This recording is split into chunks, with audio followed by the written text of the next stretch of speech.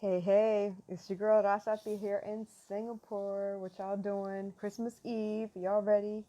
I'm gonna tell you right now, I'm not ready. For those of you who don't know, Christmas is kind of a difficult time for me, specifically. Uh, Only in the last several years, actually. Christmas is a big deal, usually. Growing up, it was some excuse for us to make presents for each other, just to celebrate, sing, eat, get together, all that stuff. When I went off to college, it became a big deal because I was dating someone at the time, and we had been together for a very long time. So there was like lots of um, preparations. It was like before I got engaged to him, right? His mom used to call me over just a couple of days before Christmas because she hates wrapping gifts. So she would call me, so I would come over and I'd wrap all her gifts for her, and then do the same at my house basically. And then eventually we broke up, and when I met my now ex-husband, it became a thing for the kids. So because the kids were quite young when I met them, baby girl Leah was 3, I think, and I think Aaron was 9.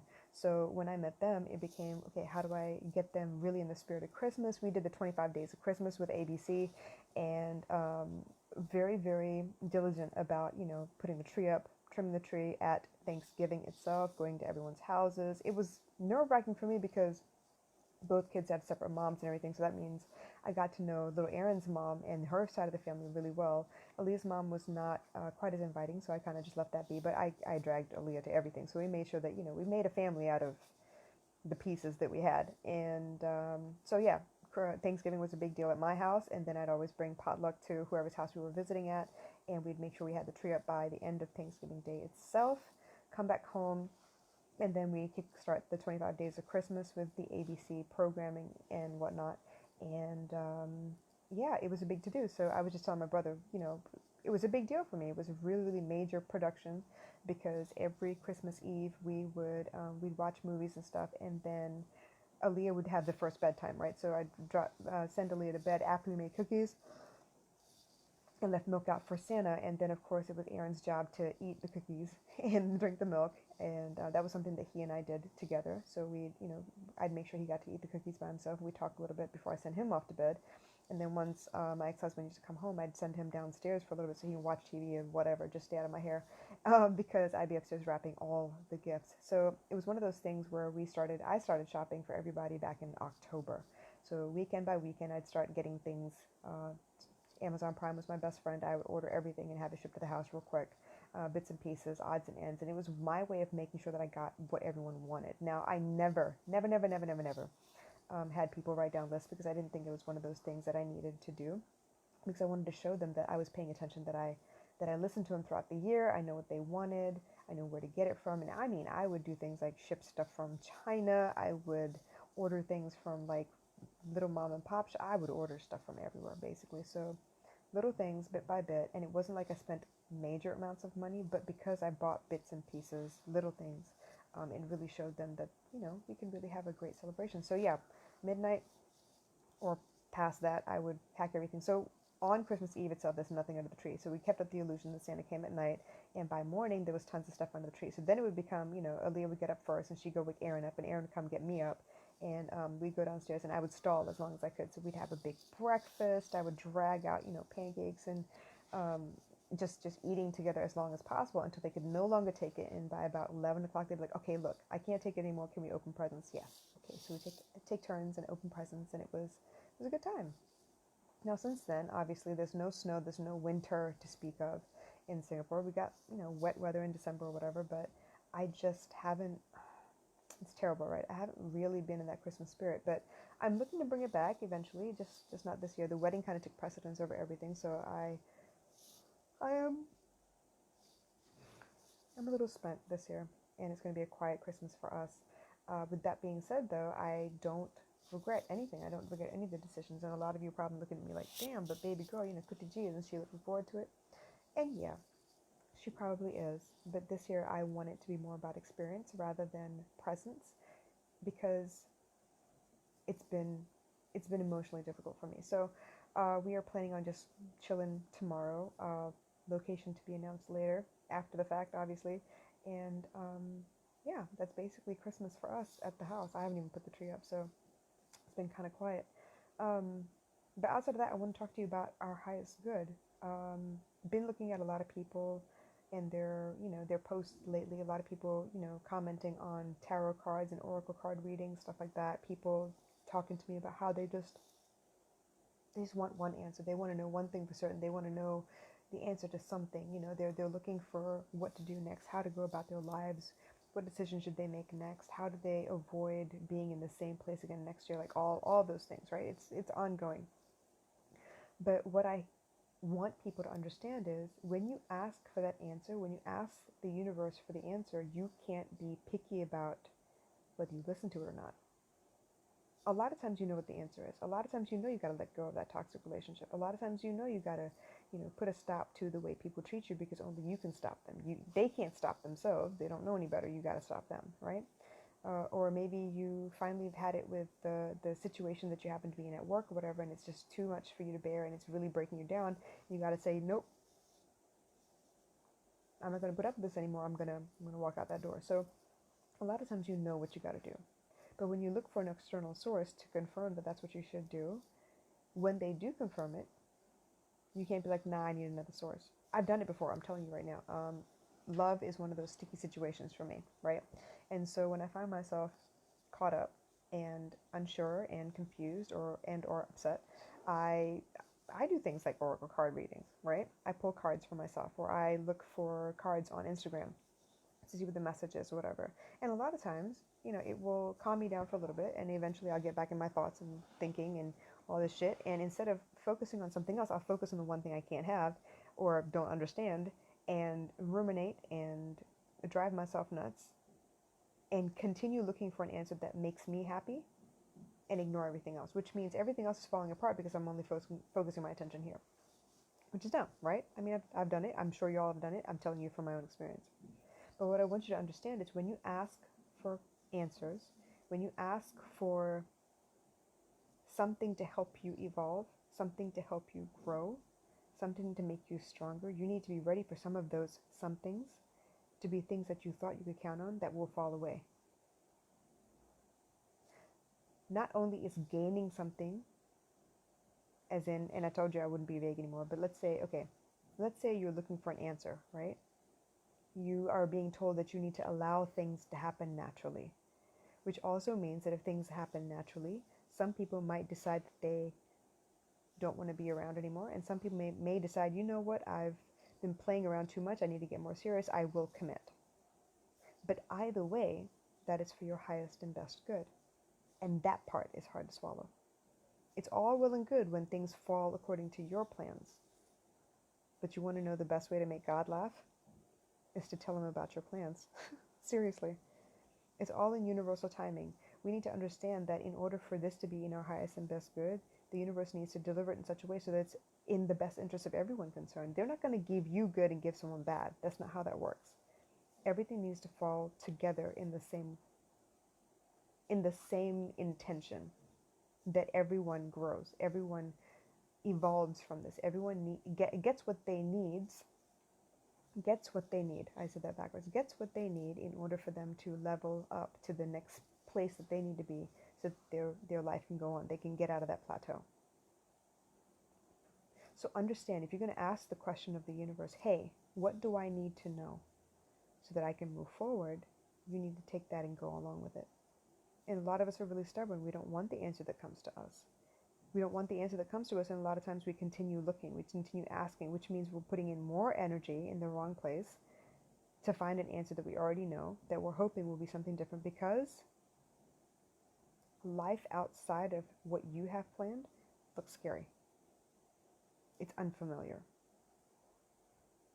It's too full of surprises. And that doesn't feel good, especially at this time of the holidays.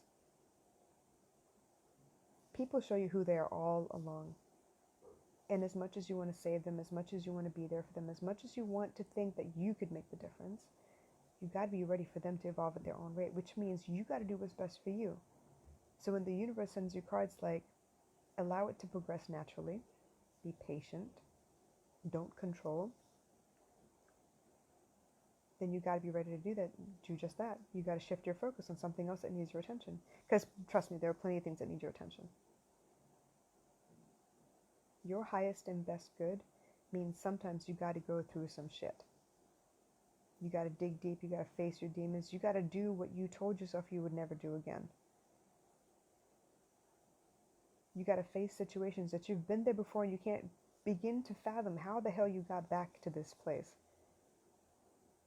You got to say no to people. Trust me, when you say no to people, you see what their colors really look like. You got to draw lines. It's the end of the year. It's about that time when you start evaluating. Okay, who's on your list? Who's in your circle? Are they supposed to be there? How do they get there? Should you renew their contract for the circle for next year? What's going on? What does that look like? Sometimes your highest and best good means you need to put yourself out there more. You need to let the world know what you're up to so that they can respond and people can actually ask you for help. Sometimes it means that, you know what, you got to take a beat. You got to step back into the shadows for a little while and you need to work on your craft. You need to do that deep work.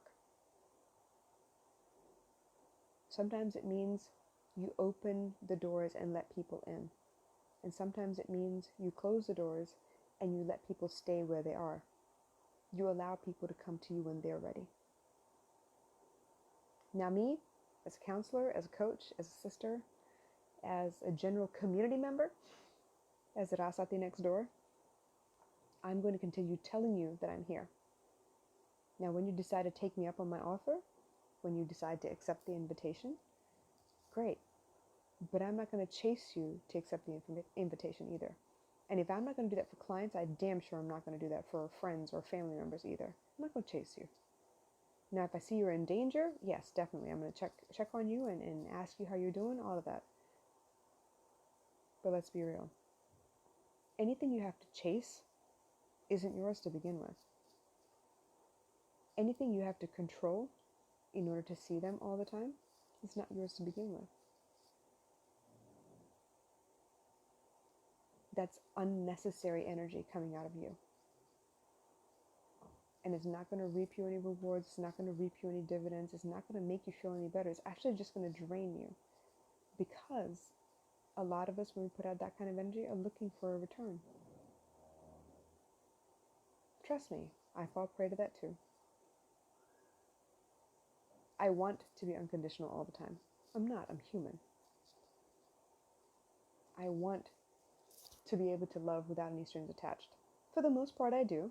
But sometimes I do get attached. Sometimes it matters to me what happens to you. As in, more than a regular counselor. Of course it matters to me. I want to make sure that you're happy. I want to make sure that I first do no harm. Yes, the Hippocratic Oath actually does matter to me. But beyond a certain point, I can't get invested. I have to remember that it's your choice and it's your life and you do what you think is best. But every time you come back to me for help, I'm giving a piece of you. I'm giving a piece of myself to you.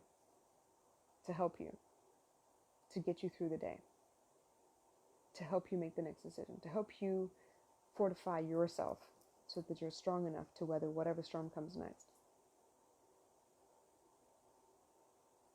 But I can't be more invested in your life than you are. And that's where I have to draw the line. I care about you. It matters to me. It hurts me to see you hurting. But I can't fix it for you. It reminds me of a conversation I had with my brother when he came back home. And as much as he was so grateful for me to just step in and take care of him when he was little, because he's my little brother, part of that actually hurt him. Every time I stepped in meant that he never had to stand up for himself. Every time that I took care of a situation for him meant he never had to stand up and figure out how to take care of it for himself. And that's not good for him either. And I find myself doing the same thing with baby girl. She's 8.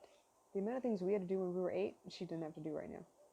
And eventually she will. I'll get her there. But I also see her as this only child, no dad. I feel badly. I put her in that situation. Bothered about this. I feel pity, and I do what I can. But ultimately, I cannot be more invested in her life than she is in hers. Just like I can't do it for you either. If you don't feel well, if you're struggling, if you have dark thoughts that you can't seem to get away from, I can't change that for you. I can speak to you for a while and I can distract you for a while, but at some point you're going to have to go back to those thoughts. They will always be there until you dispel them yourself.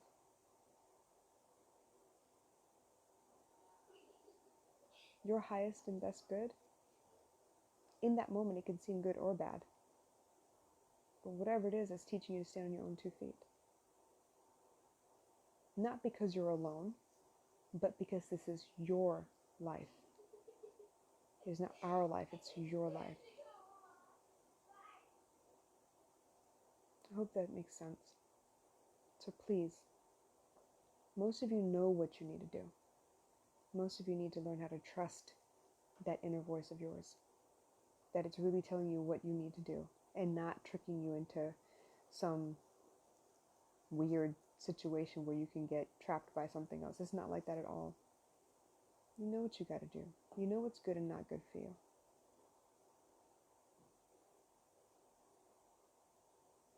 Learn to trust yourself. And if you don't know how, come talk to me. Let's work on how you can figure out how to trust yourself, how you can listen once again. You know your body best. Your body knows your mind best. Your body will give you triggers. Chronic pain, that's not an off chance thing. Chronic pain comes from chronic disappointment, chronic sadness. All of those feelings hold place in your body. Let me tell you something. Even this morning, I woke up with a panic attack. A panic attack so tight that I couldn't sit up from bed. It felt like a vice grip around my waist, and it took me a minute to figure out what the hell I was panicking about until the pain subsided. Once I named it, it kind of just dissipated. But if I still get them, I know how it is for y'all. I know what it is. It took me a while to figure it out. It wasn't until this year that I figured out it was a panic attack. I knew it had to do with worry, and I knew it was painful, and that was it. I didn't know you could wake up with panic attacks, which means I've been dreaming about the things I'm worrying about. Your highest and best good. It's not going to be easy. It was never meant to be. No one ever said it would be. You got to go through a couple trials to test yourself, to push you out of your comfort zone, to see what you're really truly made of. What can you really handle? Because until you handle it, you don't know that you can. I never in my wildest dreams thought I'd be a business owner. But I am. Might not be a great one, but I am. I didn't think I could teach mental health, but I do. I didn't think I could act, but I do. Maybe not well.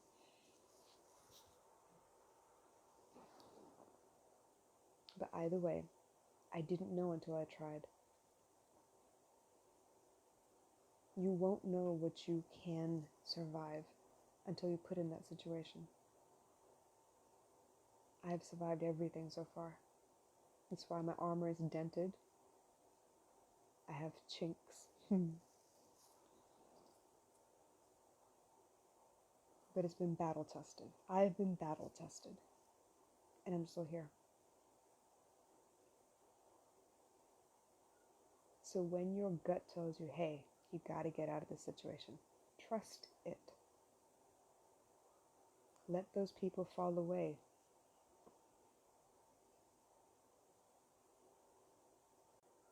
On this material earth, nothing belongs to us. I hope you understand. I love you guys. I'll catch you soon.